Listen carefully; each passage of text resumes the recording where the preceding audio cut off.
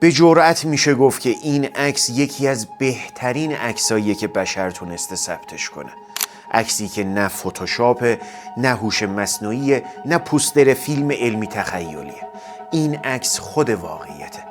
این عکس دنیا رو توی چند روز گذشته منفجر کرده که اسمش سقوط ایکاروسه.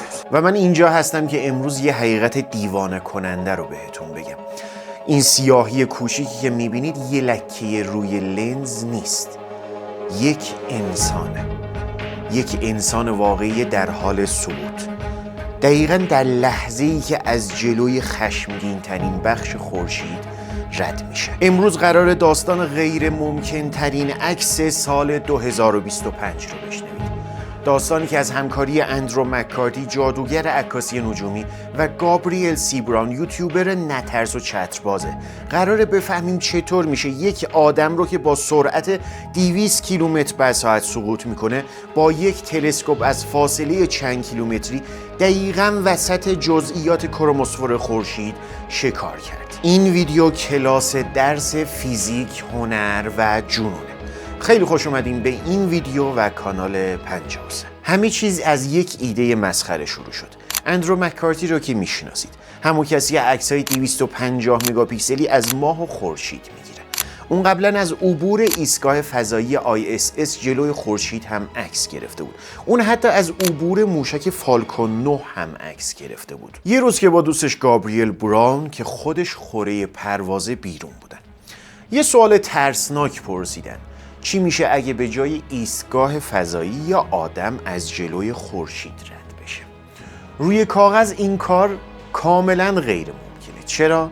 یک، اندازه ایستگاه فضایی بزرگه، یعنی به اندازه زمین فوتباله، ولی در عوض آدم کوچیکه. دو، سرعت.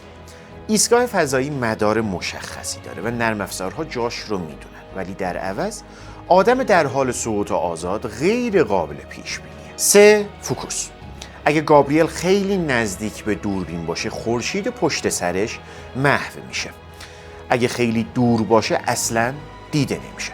اونا باید نقطه شیرین سویت اسپات رو پیدا میکردن، جایی که گابریل نه اونقدر کوچیک باشه که دیده نشه و نه اونقدر بزرگ که کل خورشید رو بپوشونه. بعد از چندین هفته محاسبه اونا به این نتیجه رسیدن که گابریل باید تو ارتفاع 3500 پایی زمین سقوط آزاد داشته باشه و در فاصله 2 تا 3 کیلومتری از تلسکوپ آندرو باشه. بیایید یکم فنی تر به این قضیه نگاه کنیم.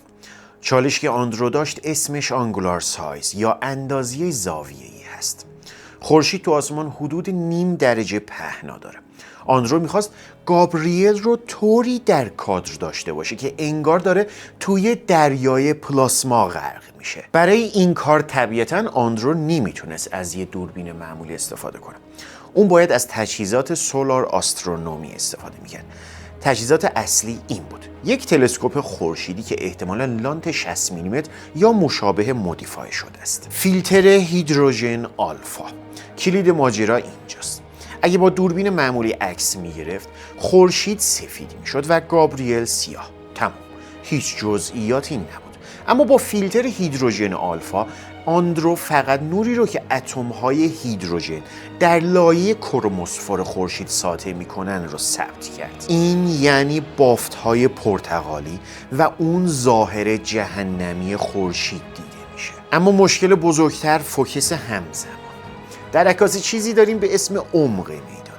وقتی شما روی خورشید که 150 میلیون کیلومتر دوره فوکس میکنید، هر چیزی که نزدیک باشه تار میشه. آندرو باید دیافراگم و فاصله رو طوری تنظیم میکرد که گابریل در 2 کیلومتری و خورشید در بی‌نهایت هر دو در منطقه فوکس باشه. این یعنی ریاضیات محض. شاهکار. روز عکاسی رسید. صحراهای آریزونا، گرما و استرس. تیم 3 نفر اصلی داشت. 1 آندرو پای تلسکوپ روی زمین. 2 گابریل چترباز. 3 خلبان، کسی که باید هواپیما، همون پاراگلایدر موتوردار رو دقیقاً در مسیر تابش خورشید قرار میداد. اینجا بود که کار سخت شد. خورشید ثابت نیست که. خورشید داره توی آسمون حرکت میکنه. هواپیما باید مدام مسیرش رو اصلاح میکرد. آندرو با بیسیم به خلبان فرمان میداد یکم چپ یکم بالاتر. اونا 6 بار تلاش کردن، 6 بار خلبان سعی کرد هواپیما رو دقیقاً روی قرص خورشید از دید آندرو قرار بده. تصور کنید شما روی زمین هستید و میخواید یک هواپیما رو در ارتفاع 3500 پایی دقیقاً بندازید وسط یک دایره توی آسمون. در تلاش آخر خلبان سای خودش رو دید که داره به سمت دوربین های آندرو میاد. آندرو توی بیسیم فریاد زد جامپ جامپ جامپ. گابریل خودش رو از هواپیما پرت کرد بیرون. اینجا یه نکته شاهکار وجود داره. گابریل بدنش رو مثل شیرجه جمع کرد، اما برای عکس ایکاروس اون باید بدنش رو باز میکرد تا فرم انسان مشخص بشه. اون فقط کسری از ثانیه فرصت داشت تا در زاویه درست جلوی اون بافت‌های خورشیدی قرار بگیره. حالا آندرو چی ضبط کرده؟ دوربین آندرو احتمالاً مدل‌های سرعت بالای مونوکروم مثل ZWO داشت با سرعت صدها فریم در ثانیه. ویدیو می‌گرفت. چرا؟ چون اون لحظه عبور گابریل شاید کلاً نیم ثانیه طول کشید. نتیجه خام چی بود؟ یک ویدیوی سیاه و سفید که توش یک لکه سیاه همون گابریل بود از جلوی یک سطح خاکستری خورشید داشت رد می شد. اینجاست که هنر آندرو میاد وسط.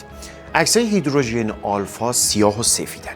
آندرو اون رنگ طلایی نارنجی معروفش رو اضافه کرد و تصویر رو اینورت کرد تا پلاسماها درخشان تر دیده بشن. اون کادری که گابریل توش هست فقط تکه‌ای از خورشیده. آندرو بعد از رفتن گابریل ساعتها وقت گذاشت و از تمام بخش‌های دیگه خورشید عکس گرفت و اونها رو مثل پازل به هم چسبوند تا یه عکس کامل و با کیفیت 140 مگاپیکسلی بسازه که گابریل فقط یه نکته توش بود. اون باید گابریل رو که ضد نور بود طوری ادیت میکرد که روی بافت‌های تیره خورشید گم نشه. چرا این عکس مهمه و چرا اسمش رو گذاشتن سقوط ایکاروس؟ ایکاروس در افسانه ها بالهایی از موم ساخت و اونقدر به خورشید نزدیک شد که بالهاش ذوب شدن و سقوط کرد. در این عکس گابریل دقیقاً حس ایکاروس رو داره. انسانی که جسارت کرده و خودش رو در برابر عظمت و حرارت ستاره میزبانمون قرار داده. این عکس فقط یک شات ورزشی یا نجومی نیست. این عکس نماد دقت، مهندسی و شجاعت انسانی. اندرو مککارتی ثابت کرد تو دنیایی که کم کم همه عکس ها هوش مصنوعی میشن، باز هم عکس واقعی ارزش چندین برابری خودش رو داره. اگر میخواید نسخه با کیفیت این عکس رو ببینید حتما به لینک هایی که در دیسکریپشن گذاشتم سر بزنید و بگید ببینم که شما حاضرید برای گرفتن همچین عکسی از هواپیما بپرید یا ترجیح میدید مثل من و آندرو پاتون روی زمین باشه. خیلی خوشحال شدم که تا آخر این ویدیو هم با من همراه بودین. اگه این ویدیو رو دوست داشتین خوشحال میشم که لایک کنید و کانالم رو دنبال کنید که کلی از این عکس‌های تاریخی و شگفت انگیز داریم. مراقب خودتون باشین. تو ویدیوی بعدی میبینمتون. خیلی مخلصیم.